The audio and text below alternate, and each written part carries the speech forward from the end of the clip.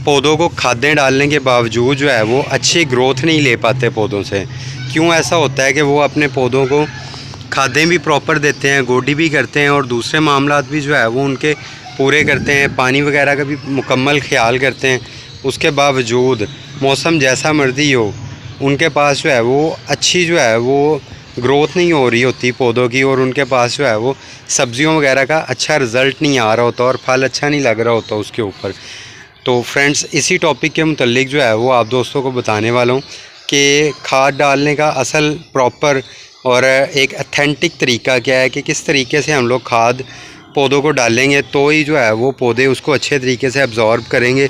और उसका रिज़ल्ट जो है वो अच्छे अंदाज में जो है वो पौधों को मिलेगा। और आप दोस्तों के सामने भी जो है वो पौधों की ग्रोथ भी अच्छी होगी और साथ साथ जो है पौधों के ऊपर जो है